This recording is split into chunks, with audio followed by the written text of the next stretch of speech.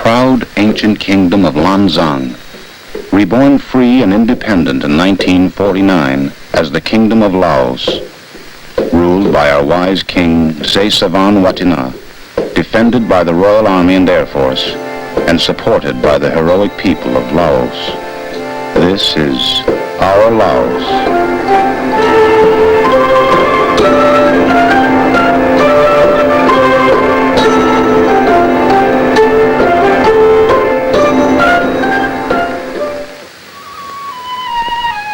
This is a map of our country, a picture of Laos as it might be drawn by an artist looking at us from the heavens. Bordered on the north by China.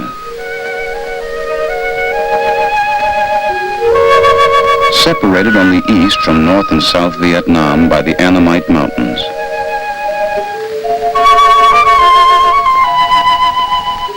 Met on the south by the Kingdom of Cambodia. We share the mighty Mekong River with Thailand and Burma to the west and northwest.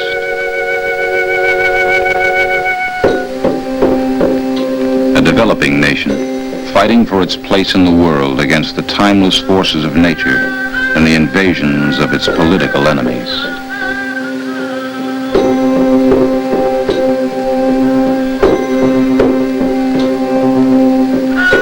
Please come with us now and explore our country. First to the busy settlement of Huai Sai, the northwesternmost point of trade and commerce in our country. The misty mountains of China and Burma loom in the background and feed the ever-growing Mekong as it speeds by Huai Sai.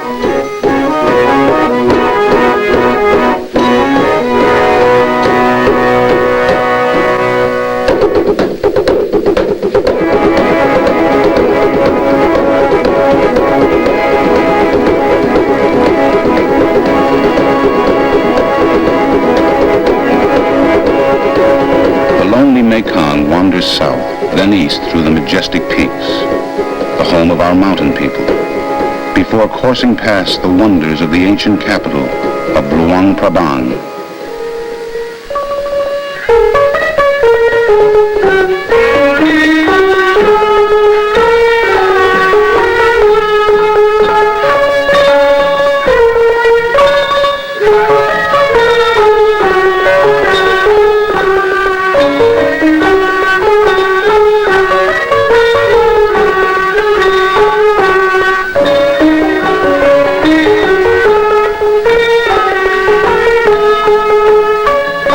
Rivers and roads meet here to carry the authority of our king to all parts of the kingdom. Mount Pusi, topped by Tat Chumsi and Royal Vang, symbols of our national unity under the great Lord Buddha. Luang Prabang, the royal capital of Laos, cradles much of the rich cultural traditions and symbols of our nation.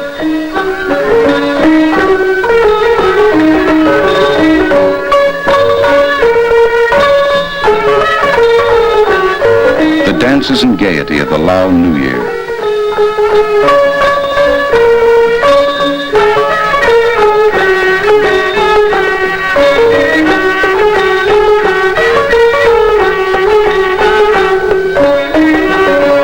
And the gilded solemnity of worship in a centuries-old Wat, now the home of our supreme Buddhist patriarch.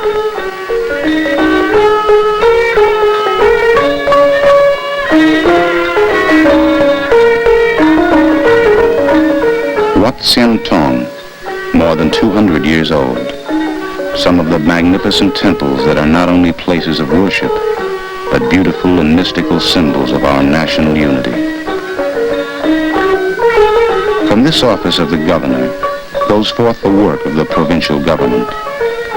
Luang Prabang is the center of trade and government services for the mountain people of the northern and western reaches, and for the river people of the Mekong's banks.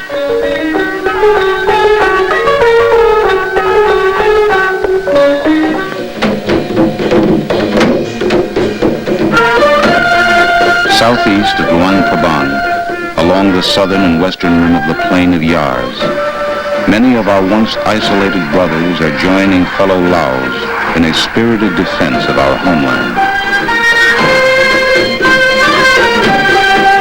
Brave soldiers and mountaintop outposts are daily proving to the aggressors from the northeast that they can never succeed in stifling the will of the freedom-loving Lao people.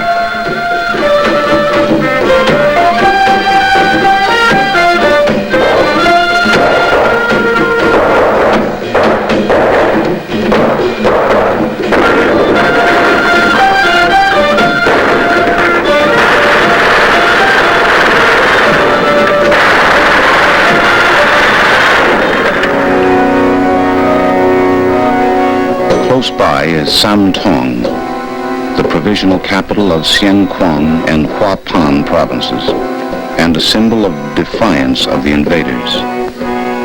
Behind our military shield daily grows the evidence of progress.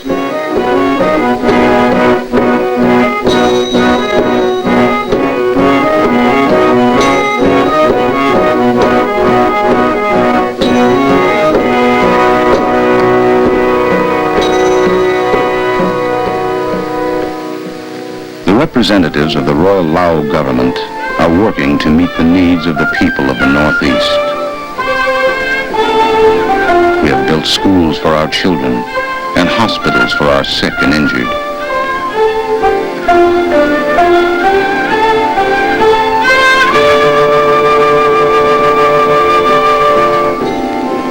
Our King and Queen journey to Thong to see for themselves the progress that is being made, and to receive the homage of the people, and to honor them in turn.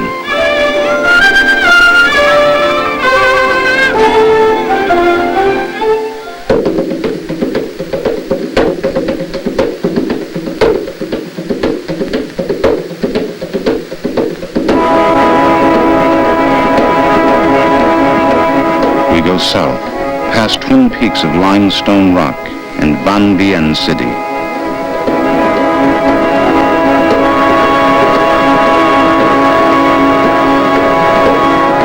Slowly the rugged mountains of the north soften into a vast plain of fertile rice land, stretching south to the Mekong. Ahead is Vientiane, the administrative capital of Laos.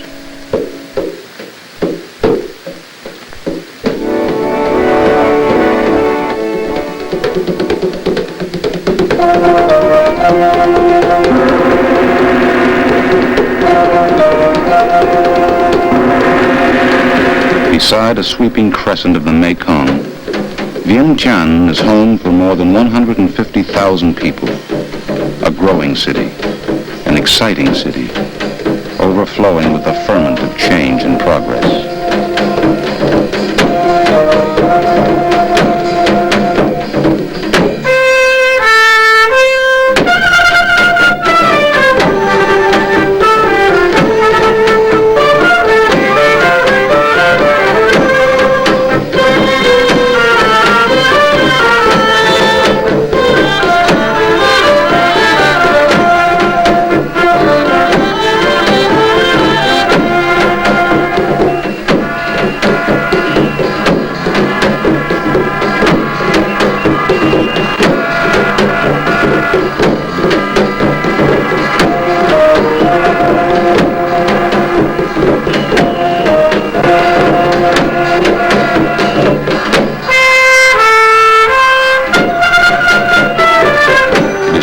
Laws are conceived and promulgated at the National Assembly.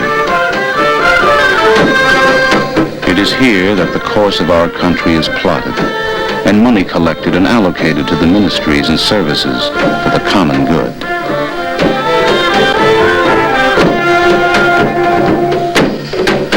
Vientiane is our window on the world.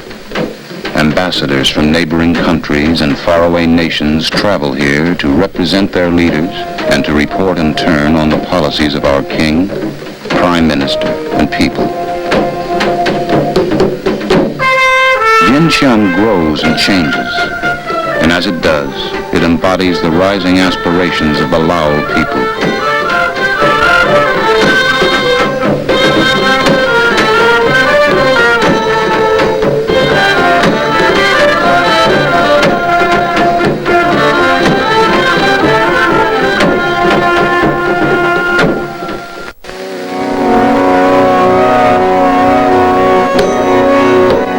On the Mekong, east of Vientiane, lies the busy community of Paksane. New roads in the narrow waste of Laos are bringing new importance to this capital of Boloven province.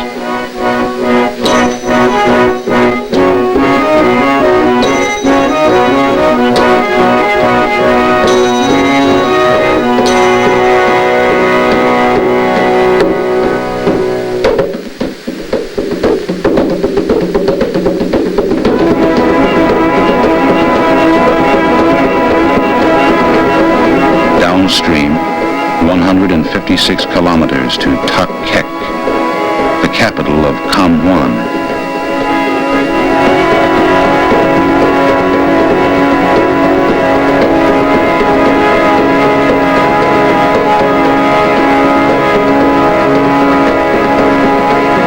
Thousands of refugees, the hapless victims of military action to the east, have swelled the population of the area.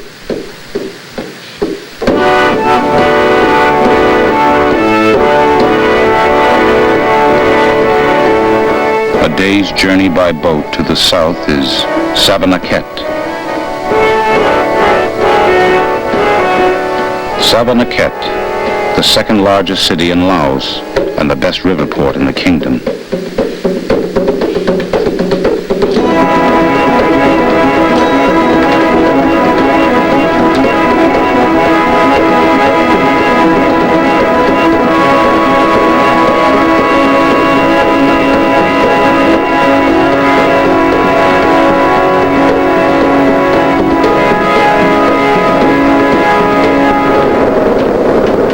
Was in 1879 merely a supplier of sand and gravel for construction and a convenient stopping place for trading boats, is today a swelling city of 40,000 and the crossroads of trade for central Laos.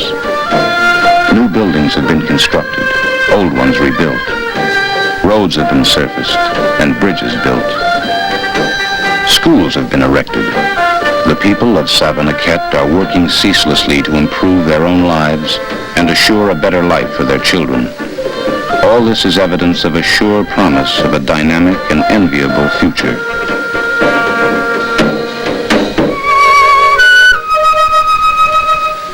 South again the river flows, slow and muddy, till suddenly looms Pakse. Straddling the Sedon River, Pakse is the gateway to the south.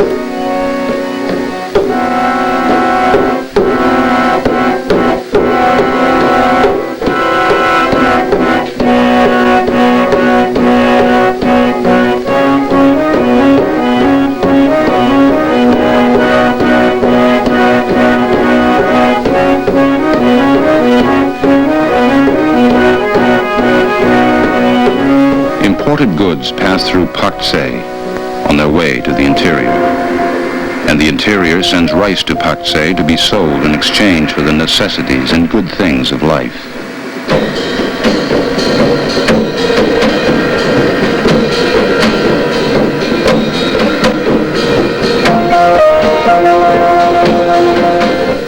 International planes from Saigon arrive often, full of passengers and the news of the world's capitals.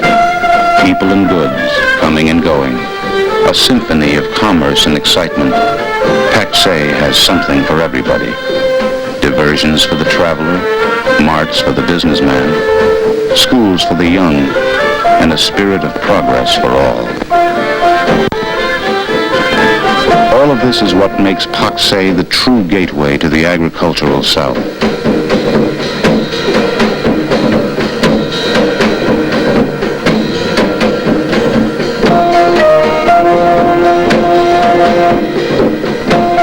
North of the city, the waters of the life-giving Selaban River rush to supply Pakse with a plentiful supply of hydroelectric power.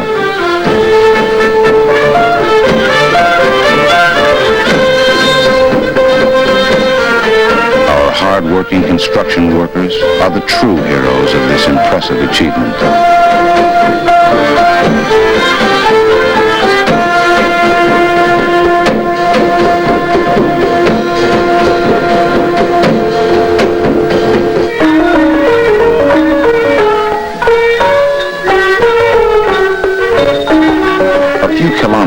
the south is Champassak, the guardian of one of our most ancient national treasures.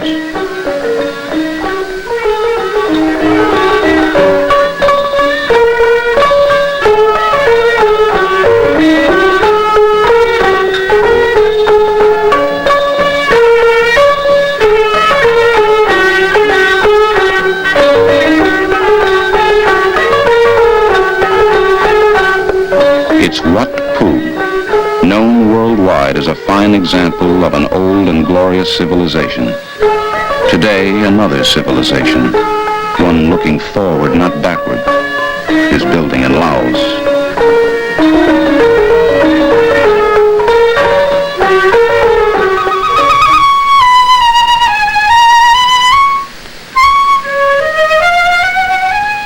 Looming on Pakse's eastern horizon is the famous Boloven Plateau, more than 1,000 meters high, capped with fertile, productive soil and laced with life-giving streams and waterfalls.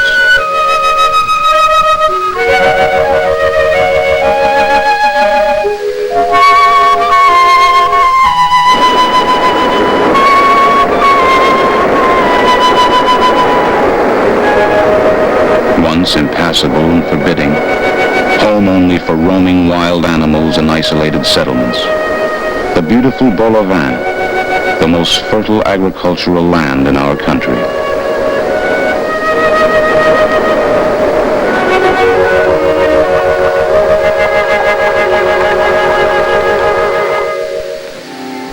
Today, roads are penetrating up and on to the plateau, and people are following the roads to settle and cultivate the rich earth. Fruit grows well here, as does coffee, tea, and many of the new vegetables which are finding their way into our daily diet.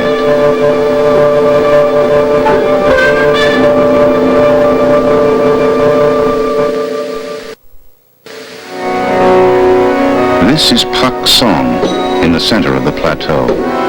As the largest community of the Boloven, it is the educational, commercial, and medical center for the people of the plateau.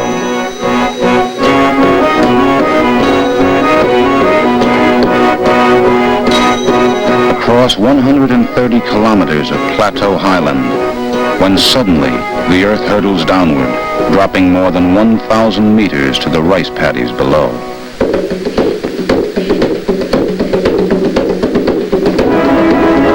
At the foot of the Boloven cliffs is Attopeu, the easternmost city of Laos.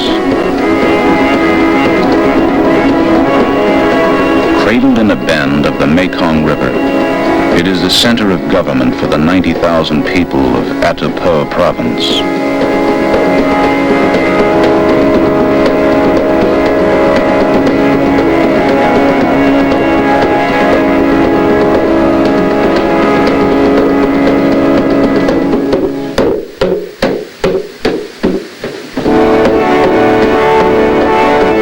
The mighty Mekong, once confined between the green and rugged mountains of the north, now spreads contentedly across the flatland of southern Laos. Past Thong Island the river runs, brown and warm under the Southeast Asian sun, till it cascades and churns over Hong waterfall, where it leaves Laos. Beyond is Cambodia, the land of the Khmer.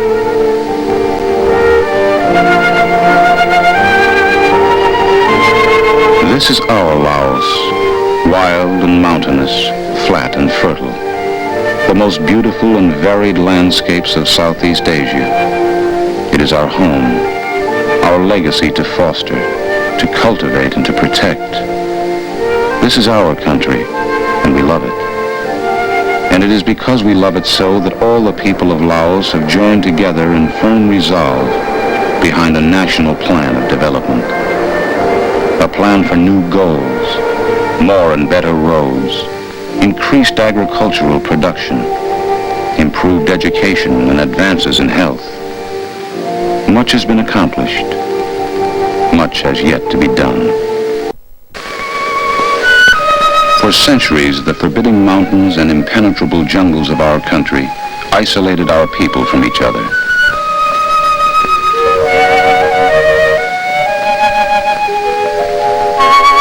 The mountains and the jungle prevented the exchange of people and ideas and kept us unaware of the greatness of our land and the news of the world beyond. For centuries, the Mekong was our only great road.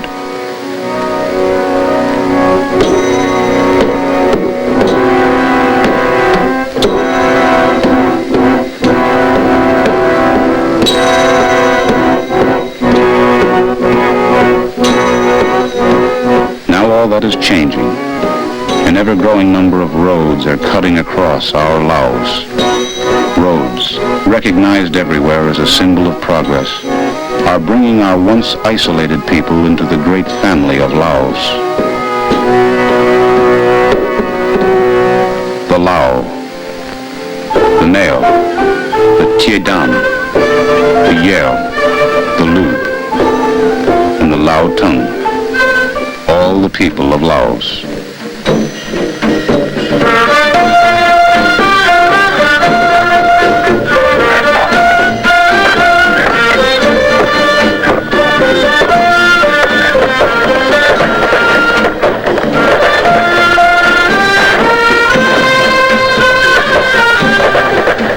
Each day, the road-building machines eat deeper into the jungle, cutting a thin line of progress through the once impenetrable wilderness.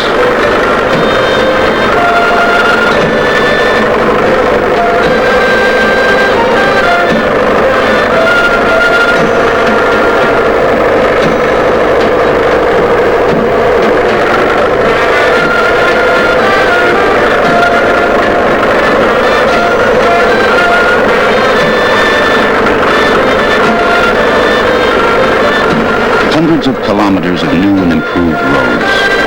Roads connecting Luang Prabang with Vientiane, Vang Vienna with Thong, Luang Prabang with Khek, Vientiane with Paksane, Khek, Savanakhet, and Pakse.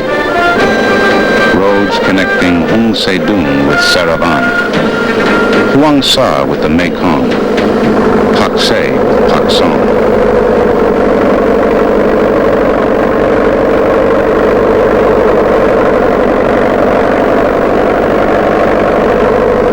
The skill of the Lao driver and the skill of the Lao road builders and mechanics are making these roads come true for us. Strong, brave, and determined people pushing through the jungle, bridging the rivers and the chasms.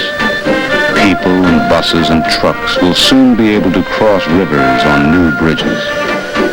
They will have conquered the rivers and made it plain that nature is ours to control.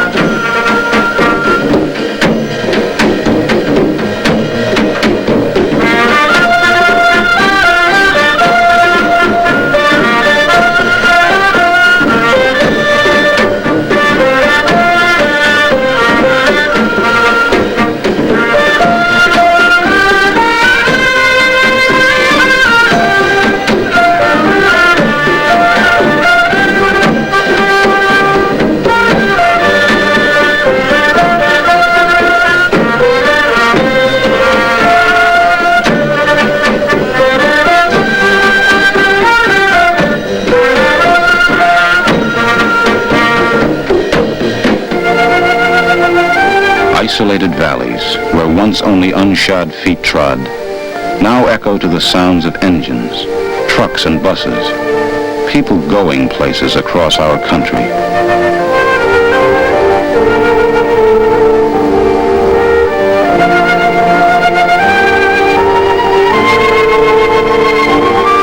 Our expanding road system is linking city to country, people to people.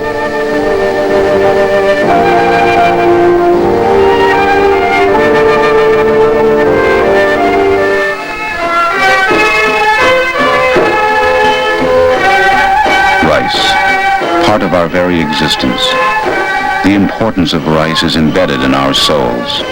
Without it, we are nothing. Rice is truly our life.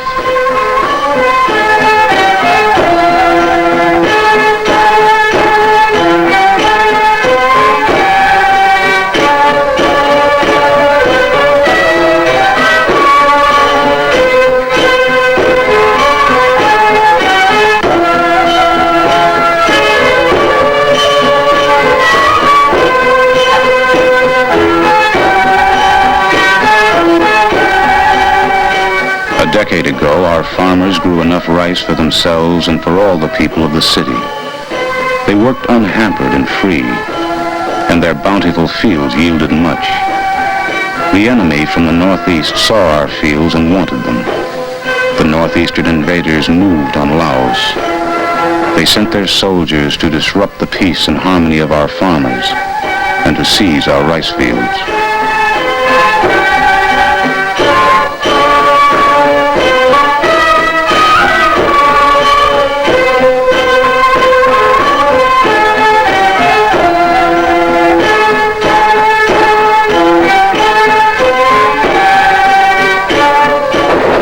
The soldiers came and spread chaos, and our farmers fled before their guns.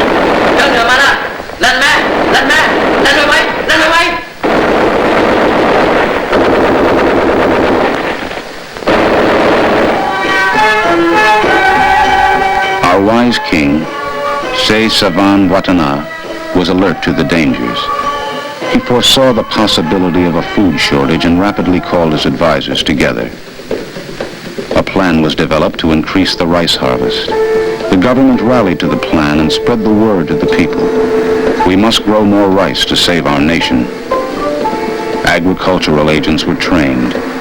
The irrigation system, on which the success of the Grow More Rice campaign depends, was expanded. The people watched, listened, and then went into action to meet the challenge of growing more food.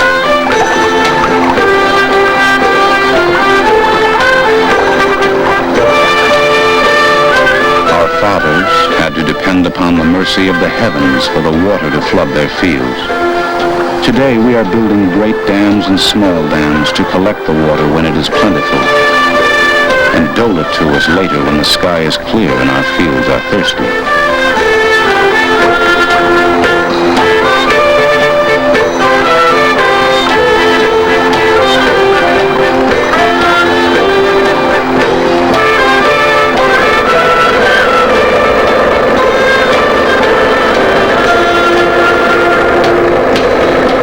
New tools, new methods, and a fresh wave of hope among the people are awakening us to the promise of tomorrow. We must break free of the bonds of the past so that we may reap the full bounty of the future.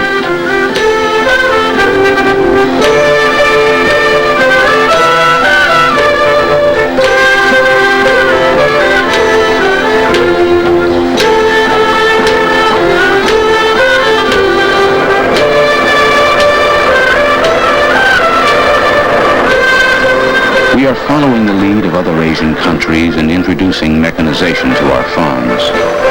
A rice revolution is in the making. New seeds, experimental techniques, and a willingness to change the habits of centuries are forcing our fields to yield 2 bushels where formerly there was 1. The process of change in agriculture is never ending. Old ways are tried and discarded when better ways are found.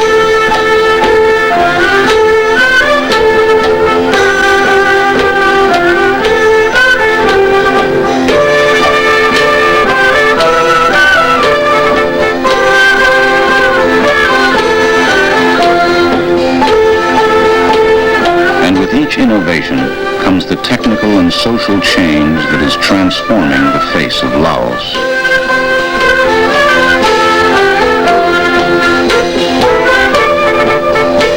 We no longer need stand hopelessly aside while insects and pests destroy our crops. We have insecticides, the weapon of the farmer. The farmers of Laos are armed revolutionaries, fighting for better yields. The future of agriculture in our country means more than just rice. It means vegetables and the famous coffee of Paksong. It means better hogs, cows, and chickens. And most of all, it means a new and plentiful supply of protein from fresh fish, bred and raised in scientifically managed fish farms. More rice, fatter hogs, more meaty cows and chickens, fresh fish. all elements of the agricultural revolution that is rapidly overtaking Laos. Only our hard work and a desire for change can guarantee this revolution for us and for our children. To succeed in our revolution, we must be healthy. Ill and listless farmers cannot till their fields. Sick and diseased students cannot do their lessons.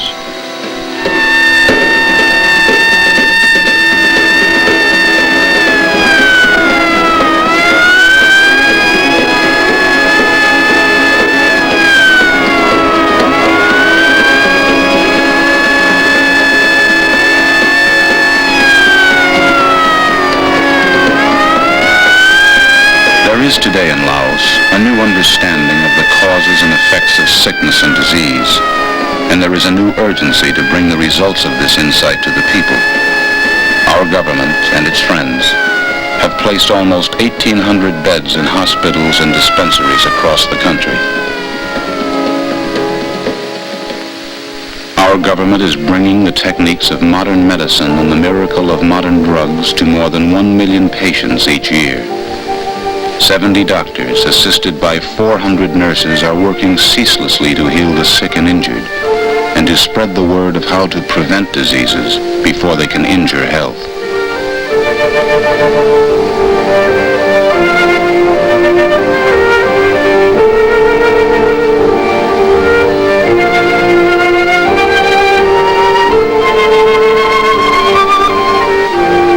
This clean, modern, and well-equipped hospital in Vang Vienna is but one example of our expanding medical facilities. It is more than just a last resort after the failure of medicine men. It has become a symbol of the modern principle of preventing sickness and disease before they can strike. We must be strong, upright, alert, and healthy to labor for a better Laos.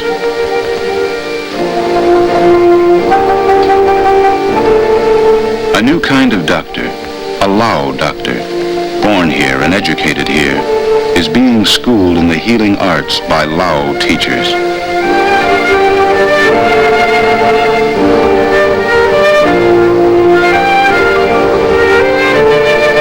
Helping the doctors will be these fledgling nurses, young people, free from the restraints of the past, learning the ways of the future.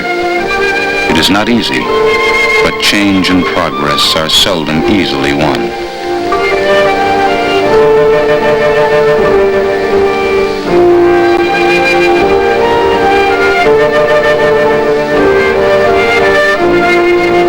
Doctors and nurses, the young men and women of Laos, are crusaders against the forces of sickness and disease.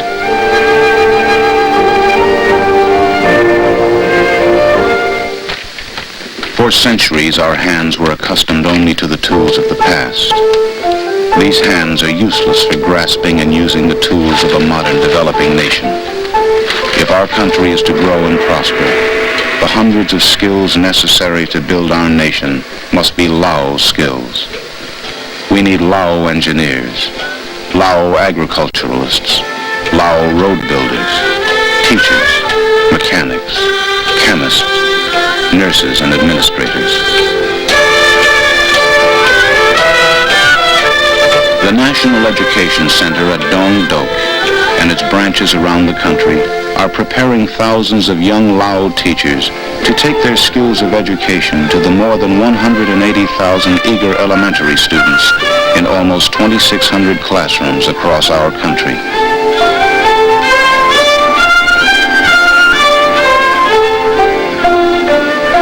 Living, eating, and learning with other aspiring teachers, these young people in Vientiane and branch schools in Pakse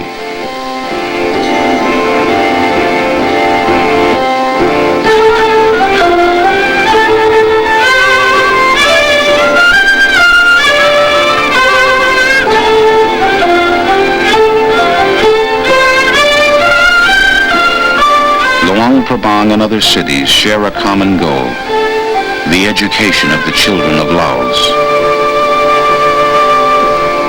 This is the new Pha Gun High School. It is the school of the future for the young nation builders of Laos. This is our first secondary school to teach in our Lao language. Here students learn not only scholastic subjects, but also their vital role in a free and independent Laos, astir with a social, nationalistic, and technological revolution.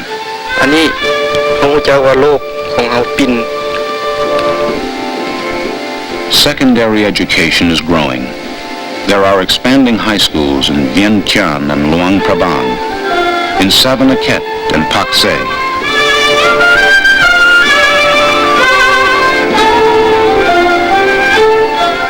There are colleges in the north, at Vang Vienna, Siaburi, Thong, and Paksane, and in the south at Khek and Khek, at Attopeu, Champassak, and Hmong Island. 2,000 students in private secondary schools, 10,000 secondary and advanced students, young, strong, and eager to claim the future of a greater Laos.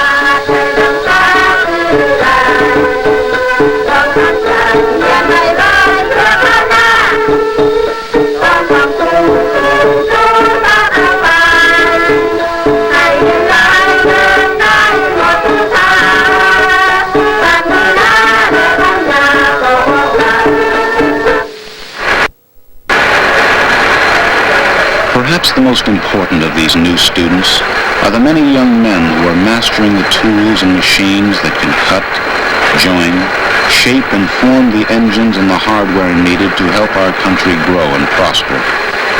In modernized countries and developing countries alike, the masters of these machines are acknowledged heroes of society.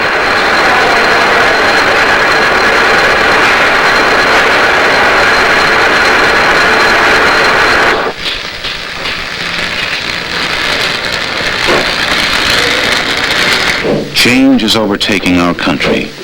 The old ways have taught us much, but we cannot stop there. These young people have found new ways. These are the faces of the leaders of tomorrow.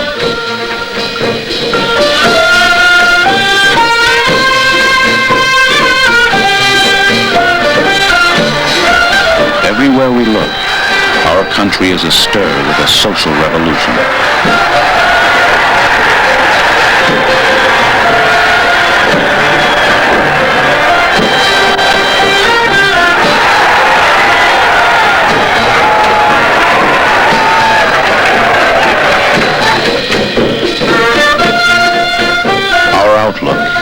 Once shackled by the horizon and by endless cycles of seasons, monsoon and dry, is now being expanded to the limits of our energy and imagination.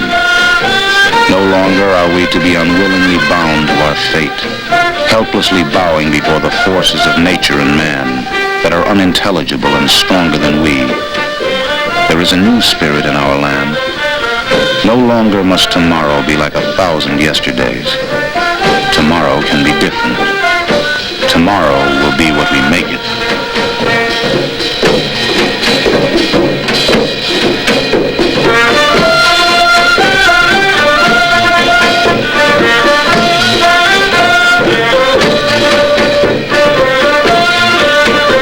Tomorrow will be different if we continue to build schools and work to educate our children.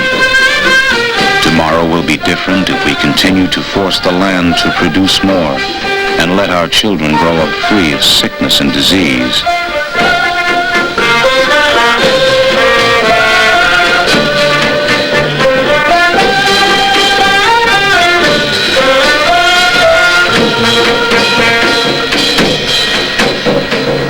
Tomorrow will be different if we continue to cut the wilderness and lay roads and highways across our country. But all this will be for nothing unless we resist the imperialistic designs of our northern neighbors. With them and all our neighbors, we want only peace. Led by our great king, inspired by the word of Buddha, we are one people under one flag, the Lan San Hom Kao, and united in one great nation, our Laos.